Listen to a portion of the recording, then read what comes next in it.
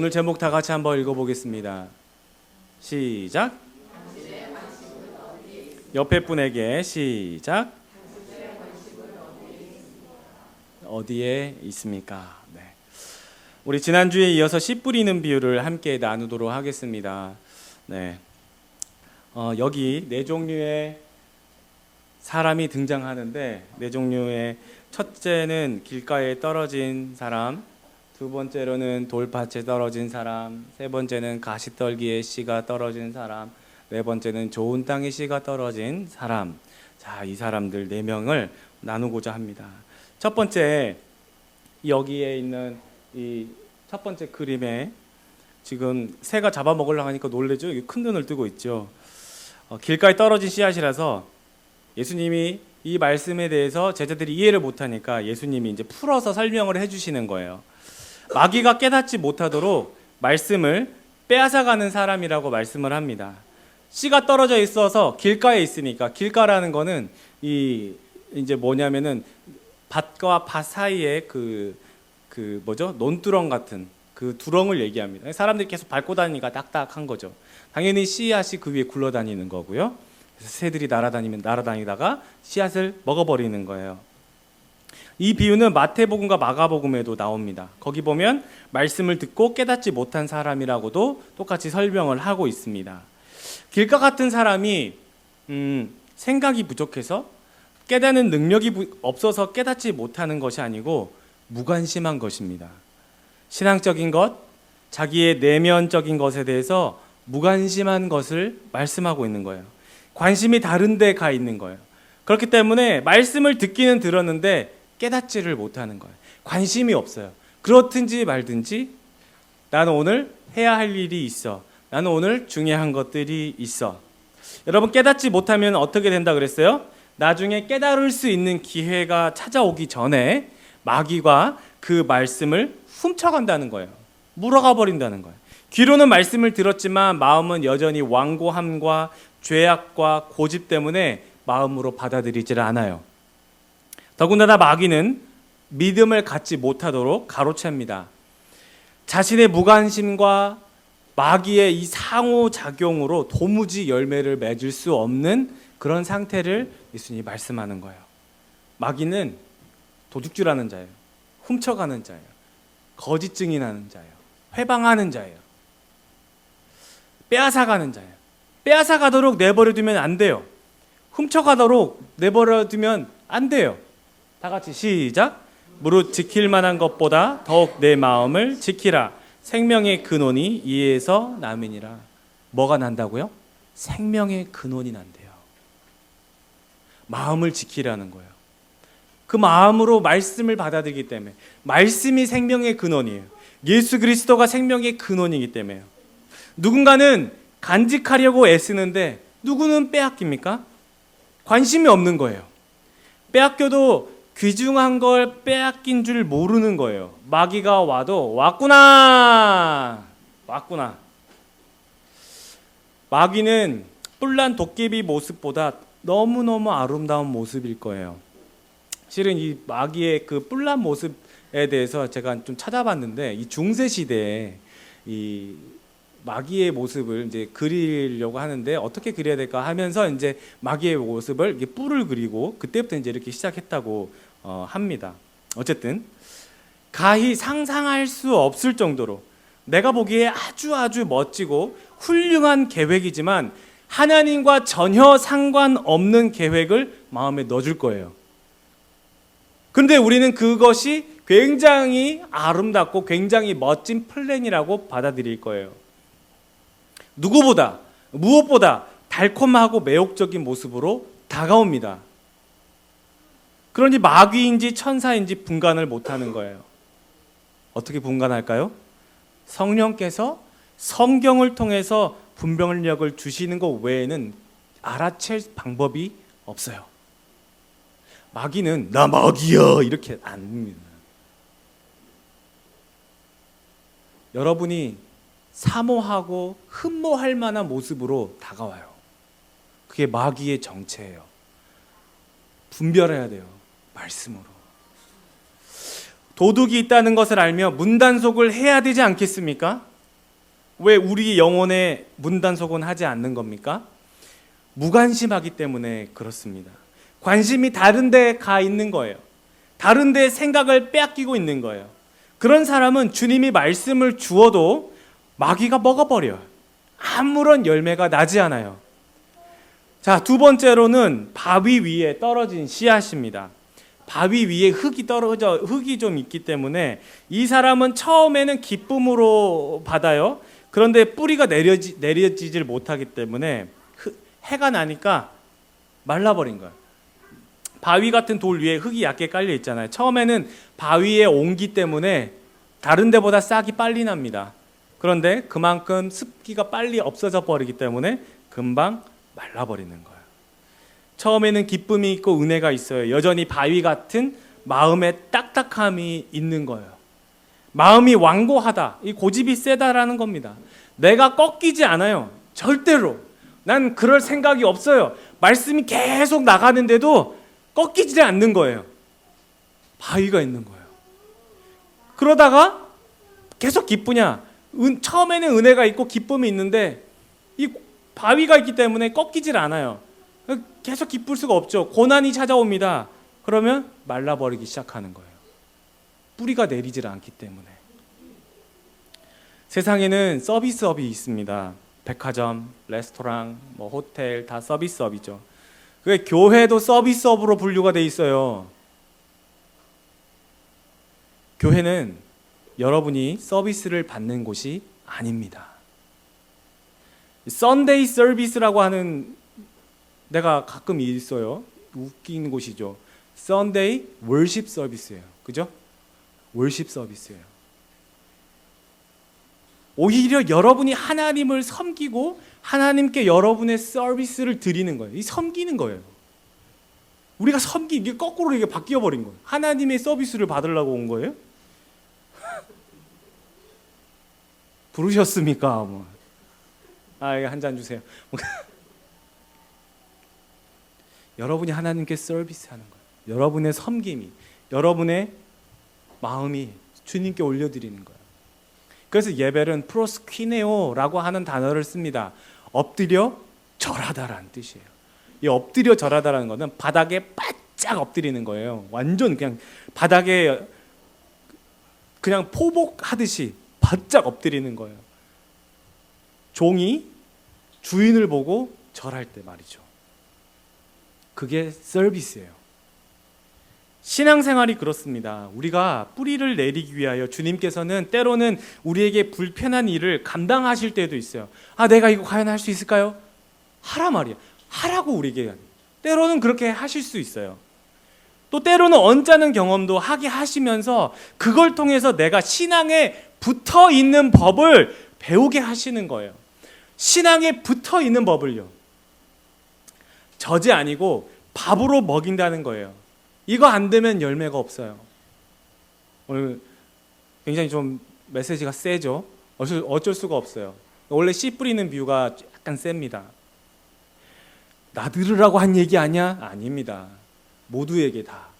저도 마찬가지고. 이 말씀에 안 걸리는 사람 한 사람도 없어요. 저도 걸리니까 여러분 상호간에 나에게 하는 말씀이구나 하고 받으시길 바라요. 세 번째로 가시덩굴에 떨어진 씨앗이라고 했는데 이 사람은 말씀을 받아들이기는 했어요. 근데 마음속에 말씀과 세상의 즐거움을 비교하는 것이 많아요. 주님도 말씀하잖아요. 세상의 염려, 재물, 향락 이런 것들이 그 사람의 말씀과 기운에 막혀버려서 기운이 말라버려서 빼앗아 버린다는 거예요. 자, 여기서 이 기운에 막혀라고 하는 단어 쉼프니고라고 하는 거예요. 쉼프니고. 이 뜻이 뭘까요? 완전히 질식시키다라는. 여러분 혹시 레슬링 할 때 아니면 혹시 이렇게 이게 할 때 이렇게 초크라는 단어 혹시 들어보셨어요? 초크. 목을 딱 쥐고 숨을 못 쉬게 하는 초크. 초크 들어가나요? 막 이렇게 하잖아요. 기운이 막힌 거예요. 더 이상 숨을 쉴 수가 없어요. 이 본문에 이 가시떨기가 뭐냐면 가시떨기라는 단어가 헬라어로 아칸다라고 나와 있어요. 예수님이 말씀하셨어요. 아칸다에 떨어지면 근데 이 아칸다가 뭐냐면 여기 위에 있는 이렇게 가시나무, 확대하면 이렇게 가시떨기인데요. 키가 30에서 60cm 정도로 자라는 장미과의 작은 덤불로 가지와 가시가 서로 촘촘하게 엉켜 있어요. 촘촘하게. 여러분 옛날에 우리 탱자나무 아시죠? 탱자나무. 네, 탱자나무. 탱자나무 사이에 공이 들어갔다 그러면 그 공은 버려야 돼. 찾을 수가 없어요. 손 하나 집어넣으면 그냥 다 찔리는 거죠. 더욱이 이런 가시나무는 특징이 뭐냐면 영양분을 상당히 많이 빨아들여요. 엄청 많이 빨아들입니다. 그래서 지금 씨앗을 뿌렸는데 이 아칸다에 떨어졌다는 거예요. 이 아칸다에 씨앗이 자라긴 하지만 아칸다에게 영양분을 다 빼앗기겠죠. 자란다 해도 촘촘히 엉켜 붙어 있기 때문에 아칸다에게 막혀서 비실비실한 싹은 얼마 못 가서 노랗게 말라 죽습니다. 세상적인 염려와 무엇을 먹을까, 무엇을 마실까, 무엇을 입을까, 뭘 해야 재미있을까, 무엇을 해야 즐길까, 예배보다 다른 무엇, 성경보다 다른 무엇, 기도보다 다른 무엇을 결정하고 그래 이거야 하면서 살지만 이미 땅의 영양분은 아칸다에게 다 빼앗겨서 노랗게 말라 죽어가고 있는 거예요. 노랗게 말라 죽어가고 있는데 그래 이거야, 그래 이거야, 그래 이거야 하면 할수록 힘이 빠지는 거예요. 하면 할수록. 도박이 그렇고요, 마약이 그렇고요. 우리가 도박과 마약을 안 할 뿐이지 그 외에 다른 것들을 통해서 하나님께서 주시는 은혜는 하나도 먹지를 않으면 노랗게 말라 죽는 거예요. 도박 안 하고 마약만 안 했다 뿐이죠. 예수님을 따르는데 걸림돌이 되는 것들이 우리에게 많이 있어요. 신앙은 내 것을 버렸더니 주님이 주신 새로운 것이 생기는 신비, 비밀, 미스테리온이에요. 여기에는 왕도가 없습니다. 지름길이 없어요. 기도 어떻게 잘합니까? 나 기도 잘하고 싶어요. 기도 어떻게 잘합니까? 하세요. 그냥 하면 돼요. 하면 늘어요. 근데 안 해. 지름길이 없어요. 예수님도 예외가 아니었어요. 예수님도 이 원칙을 비껴갈 수가 없었어요. 예수님도 뭔가를 버려야 했어요. 그게 바로 예수님의 십자가예요. 시작. 믿음의 주여 또 온전하게 하신 이인 예수를 바라보자. 그는 그 앞에 있는 기쁨을 위하여 십자가를 참으사 부끄러움을 개의치 아니하시더니 하나님 보좌 우편에 앉으셨느니라. 하나님 보좌 우편에 앉으셨느니라. 제가 아주 색깔을 컬러풀하게 했어요. 기쁨을 위하여 십자가를 참으신 거예요. 그리고 부끄러움을 개의치 않으셨어요. 부끄러움에도 불구하고 여러분은 십자가를 참으십니까? 여러분은 그걸 위해서 희생을 감당하십니까? 우리도 비껴갈 수 없어요. 지름길이 없어요. 여러분도 그렇고 저도 그렇습니다. 더러는 이런 말들을 많이 듣곤 합니다. 교회에 갔는데 달라지는 게 없어. 달라지는 걸 바랐다면 내 것을 드려야 돼요. 버리는 거죠. 드리는 거예요. 그것도 아주 귀한 걸요. 여러분의 귀한 게 계획입니까? 그럼 계획을 드리세요. 직장입니까? 그럼 직장을 드리세요. 돈입니까? 11조를 바치세요. 젊음입니까? 개인의 시간을 바치세요. 여러분의 것을 안 바치면서 달라지는 게 없어. 안 바뀌지. 안 달라지죠. 여러분에게 있는, 우리에게 있는 그 십자가를 당최 참을 마음이 전혀 없고 관심이 없는데 달라지는 게 뭐가 있어요? 내 마음에 완고한 바위가 있는데요. 드리는 게 없는데 달라진 게 없다고 투덜거리는 못난 모습들이 드러나 버리는 거예요. 오늘 주님은 그걸 우리에게 폭로하시는 거예요. 내 생각에 좋은 생각을 더하고 싶은 모양인가 봐요. 내 생각은 안 버리고 거기다 자꾸 좋은 생각만 더해주고 싶다는 생각. 하지만 하나님은 우리들 생각에 좋은 생각을 더해 주신 적이 단 한 번도 없습니다. 전부 다 이전 것을 버리라고 하셨고 버리라고 하셨고 버리게 하셨지 거기에다가 더해 주신 적은 없어요. 버려, 내가 줄게, 이거지. 그래, 갖고 있어, 거기다 더해 줄게. 그런 말씀은 창세기부터 요한계시록까지 하나도 없습니다. 바라는 것도 없고 나쁜 것도 없으니 이대로 살자. 기도는 어쩔 수 없이 해야 되니까 그냥 하는 것이고, 하나님을 사랑하는 것 같으니 그냥 하는 일이고, 무관심인 거예요. 무관심. 하나님 사랑하는 일에 이토록 무관심한 나를 보면서 애통해야 하는 거예요. 무감각하고 무관심한 내 자신의 그 완고한 마음, 이 진짜 돌 같은 마음이에요. 에스겔이 그래서 말하잖아. 이거 돌 같은 마음을 하나님 제하시고 내게 부드러운 새 같은 마음을 내게 주시라고요. 이 상태로 계속 그렇게 신앙생활을 하잖아요. 결국 바리새인밖에 안 돼요. 그런 분들이 막 집사, 권사, 장로 되면 뭐해요? 교회 망가지는 것밖에 안 돼요. 그 완고한 마음을 그대로 갖고 있고 버리질 않으면서 자꾸 이제 뭐 교회에서 국회의원 같은 행세를 하는 거예요. 결정하기 시작하고 막 하고 막 이렇게 합시다 저렇게 합시다 막 그런 국회의원 같은 막 어떤 내가 여기에서 몇 년을 있었는데 내가 여기서 헌금을 얼마를 했는데 막 이런 얘기를 하기 시작하는 거예요. 바리새인이란 말이에요. 주님 그런 사람에게 결탄코 은혜를 베푸시잖아요. 내 삶이 너무 바빠. 해야 할 것도 많고 준비할 것도 많아. 계획은 세웠지만 계획대로 안 되니까 불안해. 놀러 가는 건 계획대로 할 거야. 그런데 하나님께 관심은 1도 없어. 그치만 난 교회는 다녀. 대다수의 크리스찬의 문제예요. 아무리 잘한다 해도 악한다의 영양분을 다 빼앗기는 거예요. 여러분 이 중에 어떤 거 하나 안 걸리는 사람이 있습니까? 다 걸려요. 난 길가이기도 하고요, 바위이기도 하고요, 가시떨기 같은 사람이기도 해요. 맞아요. 그런 사람들이에요. 그게 바로 우리예요. 우리 자신을 폭로하고 계시는 거예요. 애통해야 할 수밖에 없는 거예요. 하나님, 난 그러면서도 하나님을 사랑한다고, 하나님을 예배한다고 나온 이 모습을 하나님 불쌍히 여겨주십시오. 하나님 긍휼히 여겨주십시오. 내가 감히 떳떳하게 주님의 이름을 부르지조차 없습니다. 결국 다시 누구의 기도처럼 할 수밖에 없어요. 세리처럼 기도할 수밖에 없어요. 주님, 내 마음은 이렇게 연약하고 이렇게 부족하고 이렇게 불충합니다. 내가 주님의 마음을 시원케 하지 못하는, 하나님 이런 어리석은 충성하지 못하는 이런 마음을 주님 용서해 주십시오. 주님이 기다리는 기도가 그런 기도라니까요. 기도만 하고 그렇게 끝나는 것이 아니고, 주님 내가 이렇게 하기로 결정하겠습니다, 결단합니다, 그리고 그렇게 살아가는 거예요. 그렇게 조금씩 여러분의 의지를 일으키는 거예요. 주님이 바라시는 건 그거예요. 기도만 하고 끝나면 바뀌는 게 뭐가 있어요? 결단해야죠. 결단할 때 자기 희생이 필요한 거예요. 그때 십자가를 지고 가는 거예요. 좁은 길이 한 걸음 한 걸음 가보는 거예요.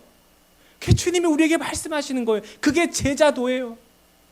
세상 땅끝까지도 복음을 증거하는데 나는 내일이 바빠가지고 그래요. 조금씩 해보는 거예요. 희생하는 거예요. 내 삶도 바쁘지만 하나님 이것이 우선이라면, 이 교회 일이, 주님의 일이 우선이라면, 내가 예배하는 것이 우선이라면, 말씀 보는 게 우선이라면 내가 여기에 내 시간을 드리겠습니다. 이 시간을 기억해 주십시오. 착화를 해 주십시오. 우리의 계획은 굉장히 훌륭해요. 완벽해요. 그런데 거기에 하나님의 개입이 없어요. 그러면 그 계획은 망한 거예요. 망한 거란 말이에요. 모든 것을 다 얻어도 예수 그리스도가 안 계시면 망한 거예요. 그 인생은 다 잃어버려도 예수님 계시면 다 얻은 거예요. 여러분 어떤 걸 선택하시겠습니까? 어떤 걸 선택하시겠습니까? 그럼 어떻게 하라는 겁니까? 내가 도대체 뭘 하면 되겠습니까? 관심을 주님께 두라고 하시는 거예요. 우리의 평소의 관심은 어디에 있습니까? 그렇다면 주님께 언제 관심을 둡니까? 나는 주님의 일에 관심이 있습니까? 하나님께 관심 가질 때는 언제입니까? 그래 본 적이 별로 없으면 대답하기도 힘들어요. 창피한 일인 거죠. 여러분 이게 믿음 생활, 신앙 생활이라고 말하는 것조차가 부끄러운 거 아니에요? 안 믿는 사람과 똑같은데 열매가 있을 리 만무합니다. 우리가 만약 이런 광고를 봤다고 해요. 아무나 조건 없이 시급 25불부터. 거기 어디야? 먹고 사는 것에 관심이 많죠. 필요한 거예요. 주님 그것도 필요하다고 말씀하세요. 그런데 그거 당연한 거야. 그런데 먼저 하나님의 나라와 의를 구하는 게 더 우선이지 않겠니? 말씀하시는 거죠. 우리의 관심은 하나님의 나라와 그 의, 예수 그리스도에게는 얼마나 있냐는 거예요. 그게 복음인데 말이죠. 복음인데 말이죠. 복음을 들은데도 복음대로 살아가지 못하는 연약한 마음이요. 애통해야 돼요. 우리의 관심이 사는 데 있고 하나님의 나라를 살지 못하는 게 보이십니까? 우리에게 주시는 하나님의 말씀은 그 말씀을 받고 마음으로 지켜야 합니다. 예수님의 마음, 땅의 것 말고 위의 것을 생각합시다. 이 위의 것을 생각하다라고 할 때 이 생각하다라는 단어가요, 프로네오예요. 프로네오. 근데 이 단어가요, 빌립보서 2장 5절에 똑같이 써 있어요. 너희 안에 이 마음을 뭐라고요? 품으라예요. 근데 품으라도 프로네요. 프로네오의 뜻이 뭐예요? 시작. 고삐를 매다 울타리를 치다. 위의 것에 고삐를 매는 거예요.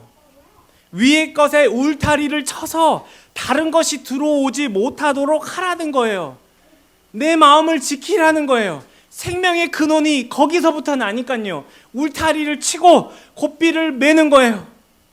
내 영혼의 닻을 내리는 거예요. 마음을 지키는 거예요. 우리에게 지키라고 명령하시는 거예요. 너희 안에 이 마음으로 고삐를 매라는 뜻이고 그 마음에 울타리를 치라는 거예요. 그것이 그리스도의 마음이니. 그렇게 하지 않으면 세상적인 계산이나 이득을 따지게 되고 점점 주님보다 세상 것에 욕심이 생기기 시작해요.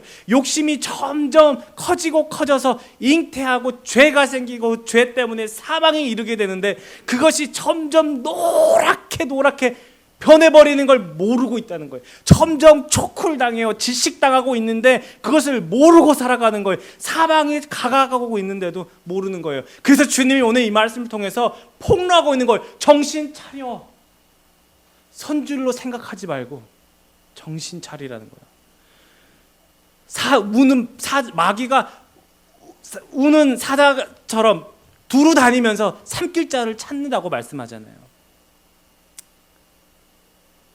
여러분, 모든 것 지킬 만한 것 중에 더욱 내 마음을 지키라. 생명의 근원이 이에서 남이니라. 좋은 땅은 울타리를 치고 마음을 지키는 사람입니다. 그리스도의 마음을 빼앗기지 않으려는 사람이고 나의 관심이 주님께 있는 사람이고 부지런하여 게으르지 말고 열심을 품고 주를 섬기는 그런 사람이에요. 여러분은 이렇게 하고 계십니까? 열심을 품고 주님을 섬기래요. 오늘 우리의 게으른 마음, 우리의 부끄러운 마음, 나의 무관심, 다른 것 하는 건 기뻐도 내가 주님의 일 하는 것에는 꺼려하는 우리의 불편한 마음들을 주님이 까발려주셨어요. 주님, 내가 그런 사람입니다. 여러분, 나의 의지나 노력이 고작 1%밖에 안 된다 해도 주님께 관심을 갖기 시작할 때, 거기에 마음을 둘 때, 그렇게 하려고 결단할 때 주님이 여러분의 땅을 경작하시기 시작할 거예요.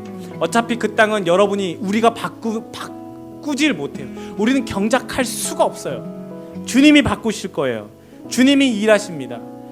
길가의 굳은 땅과 가시떨기에 악한 달을 갈아엎으실 거고 돌밭의 돌들을 골라내실 거예요. 주님이 일하십니다. 이렇게 성령께서 99% 일하셔서 저와 성도님들과 여러분의 가정에 30배, 60배, 100배의 결실을 거두게 할 줄 믿습니다.